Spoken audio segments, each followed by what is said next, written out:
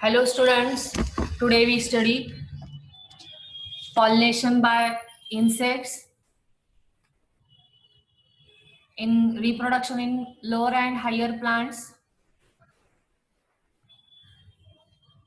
समजा जर पॉलिनेशन हे इन्सेक्ट द्वारे होत असेल तर त्या प्लांट्सना आपण एंटेमोफिलस प्लांट्स किंवा त्या फ्लॉवरला एंटेमोफिलस फ्लॉवर्स असं म्हणतो आणि त्या फिनॉमिनाला एंटेमोफिली असं म्हटलं जातं.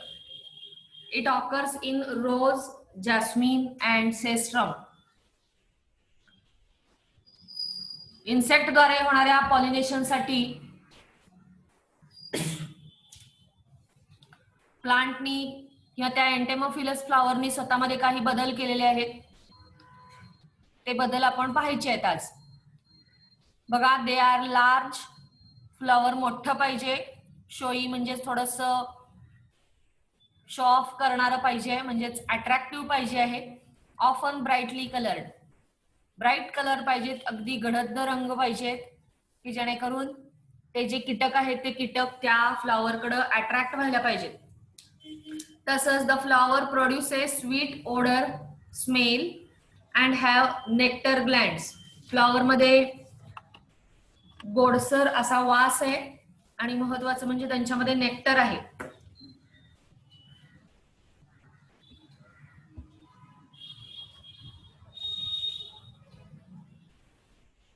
नेक्टर ग्लँड्स आहेत की ज्या नेक्टर प्रोड्यूस करणार आहेत. लांबून सुद्धा त्यांना त्यांचा फुलांचा वास येणार आहे. तसंच बघा, stigma is rough due to the presence of hairs और is sticky due to the mucilaginous secretion. Stigma हा रफ असतो, त्याच्यावरती हेअर्स असतील किंवा तो स्टिकी असतो.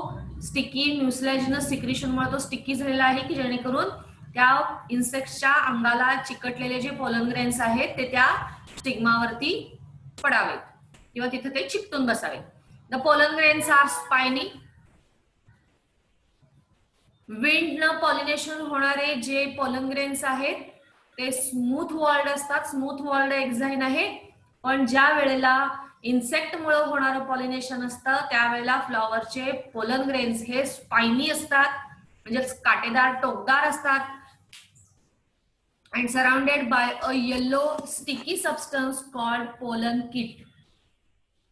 तुम्ही जर अशा फ्लॉवर्सना हात लावला तर आपल्या हाताला सुद्धा पोलन ग्रेन्स जे आहेत ते येलो येलो कलरचं काहीतरी त्याच्यावरती पावडरी सबस्टन्स आपल्याला फील होणार आहे. Some plants have special adaptations for the insect visitors to help in cross pollination. त्याचं एक्झाम्पल आहे lever mechanism or turn pipe mechanism in salvia. Salvia म्हणजेच मराठीमध्ये त्याला सेज असं म्हणतात आणि यांच्यामध्ये लिव्हर मेकॅनिझम पाहायला मिळतं. हे जे चित्र दाखवलेलं आहे आपल्याकडं त्याच्यामध्ये इन्सेक्ट द्वारे होणारं पॉलिनेशन आपण पाहणार आहोत.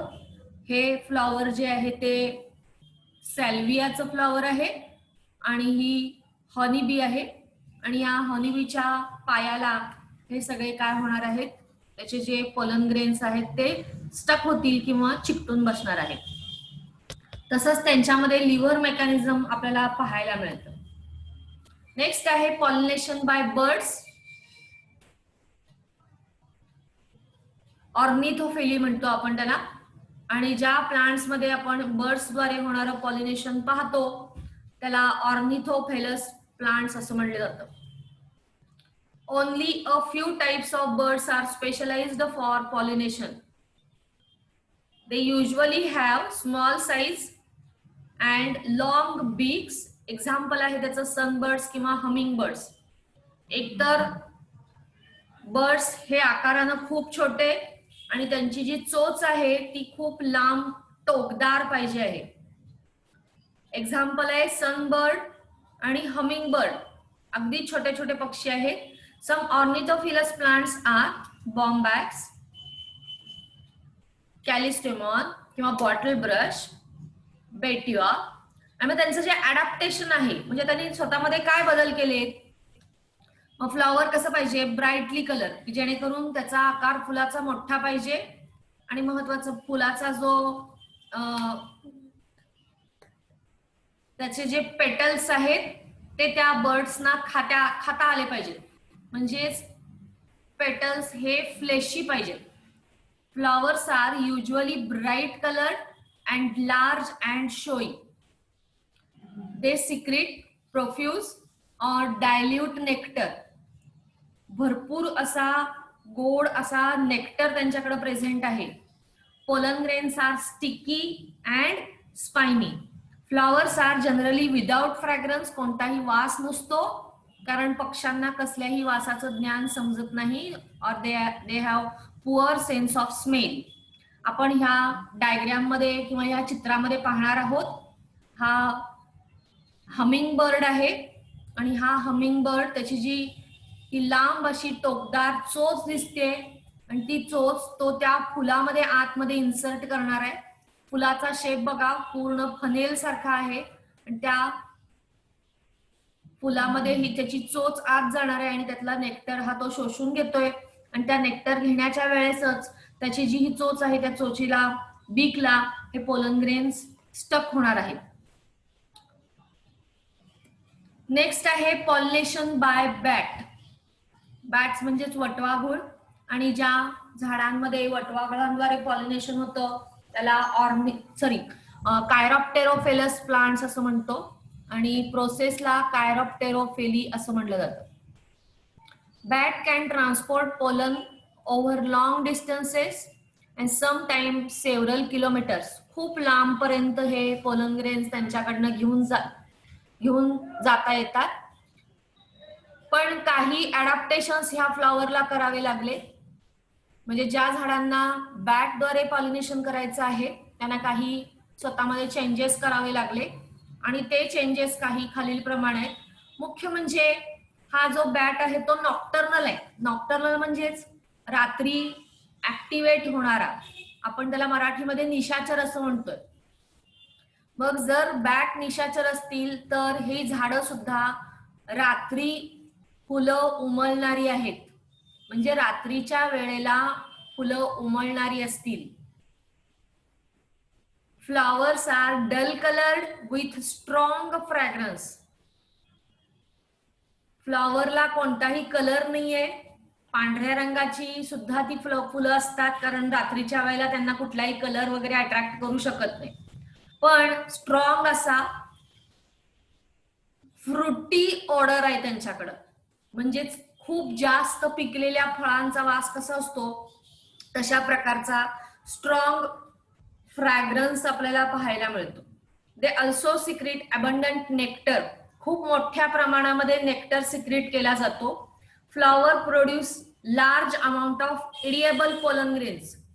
मोठ्या आकाराचे मोठ्या संख्येनं पोलन ग्रेन या झाडांमध्ये तयार होतात की जे ह्या बॅट कडून खाल्ले जातात. आणि हे अशा प्रकारे त्यांच्या तोंडाला वगैरे लागलेले, पंखाला, पायाला लागलेले जे पोलन ग्रेन आहेत ते एका झाडावरून दुसऱ्या झाडाकडे क्रॉस पॉलिनेशन साठी घेऊन जाण्याचं काम हे बॅट करणार आहेत.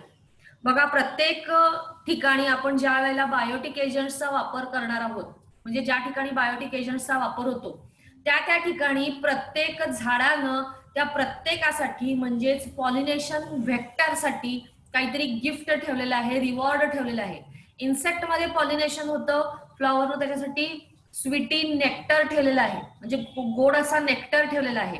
दुसऱ्या ह्याच्यामध्ये सुद्धा पक्ष्यांसाठी त्यांनी झाडानं इडिएबल फ्लॉवर्स, त्यांना पेटल्स ते खाऊ शकतात असं ठेवलेलं आहे. आणि तिसरं जे आपण कायरॉप्टेरस फ्लॉवर बघितलेलं आहे त्याच्यामध्ये flower produces large amount of edible pollen grains.